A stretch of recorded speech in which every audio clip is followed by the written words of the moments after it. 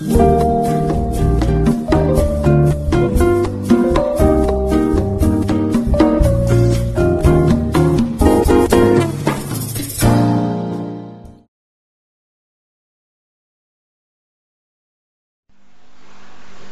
my execom experience? So far, so good naman. Fortunately, ano kami man, ala pa naman pating may ganap kareng meetings me. Actually, during the meetings, ating conflicts, syempre. Pero, I'm glad na adidinan yung resolution yung makanta at mag-ending na ganang execom me so far na maayos. At tsaka mag-meet kami halfway. Tsaka, sabi ko, magaling yung execom ngayon.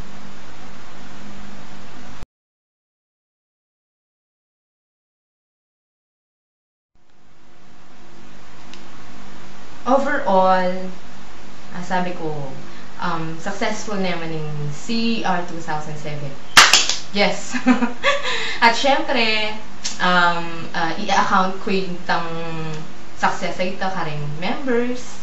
Though, attending namang times na nagkakapali ko buntok, namangaga ako, magdrama ko. Kasi kailangan tayong midatang kami katang point na ito na gumaga ako, magsalita ako, para mugado. Sana ka rin next projects tama yun naman nangyari ito. Pero, as a whole, I think, successful naman yung CER. Tsaka, may nakatanta naman na natang 6,000. Tsaka, ala naman decline kayong participants all over schools kayong Pampanga. So, approve. Pero sana mas, next exte, galingan nyo po. Kasi feeling ko yan pa rin enough ito.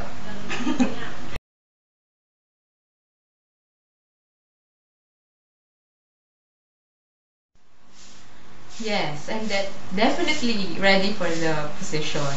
Actually, before pa ning election, so atin ng clamor. Clamor ka na ako na mag-run ko for extend. So, aririnigan ko na ito. So, parang in-anticipate ko na next December, maging kong officer ng Aguman. Tapos, bayo ko pang shift and film. So, in-absorb ko na papangan to. Kasi nag-meditate muna ako bago ko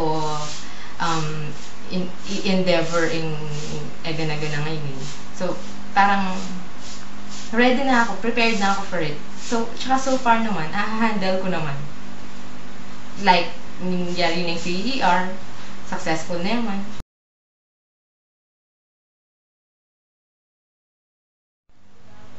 Yeah. Nga sabi ko mo, yung mega na pa yung Friday, may balik ng bayan. Masaya ang pong memorable, syempre. Memorable experience for the org. Tsaka feeling ko ito, sana mag-last na itong, pinita yung umpisa ng link tamo with the alumni. Prior to that, syempre mapagal din. At karag-karag kami salo, kasi balo mi, datang na alumni, datang, emila pa kakakit, and emil pa balo kung nanala personality, kung nanala. Tsaka balo mi rin kasi na mata sila positions na reng alumni na datang. So medyo kakarog kami siya. Itang preparation for that. Medyo mapagal din. May meeting, may ayos-ayos kayong tambayan, may galiwayang itsurang tambayan, as in all. Pati kami may surprise. Pero at least napaka-rewarding ng event na yon kasi pala may balik nga nitang na ganang pagalmi kaya naman asuklian na naman ketang mega na amit milaretang alumni mi na super kaya naman warm naman in pepakit da kaya kami na balami kami malayo para karela itang pamagkwentuda itang pamagkyabe da kaya kami masyadong masaya, masyadong may overwhelmed kami kaya bakit na talaga.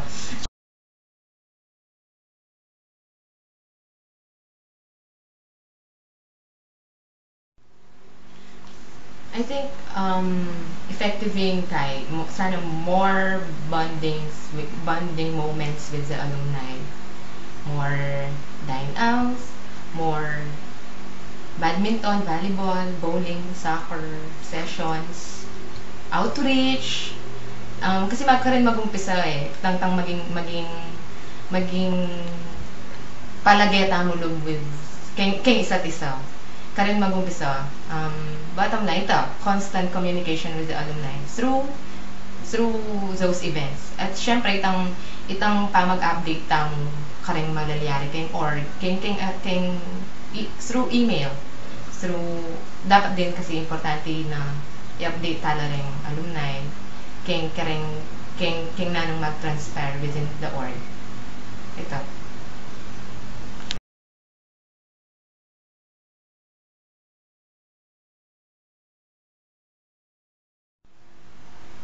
Talaga, ating bang makantang issue? Ako kasi balo itang mga palyari deng previous admin ning aguman. Pero for me personally, a burden ing sanlahi ing obligations to sanlahi kasi actually mag-enjoy kami kayong pamag kipag transact ni Karelo. Tsaka active naman in org tam, visible naman kayong sanlahi. Actually in this past last Wednesday, may ganap niya tayo tang quiz B na ning sanlahi. And unfortunately may sambot tam. Pero all in all, masaya naman yung may ganap. Tsaka thankful ko kang Aris kasi yung representative ko kayong sanlahi.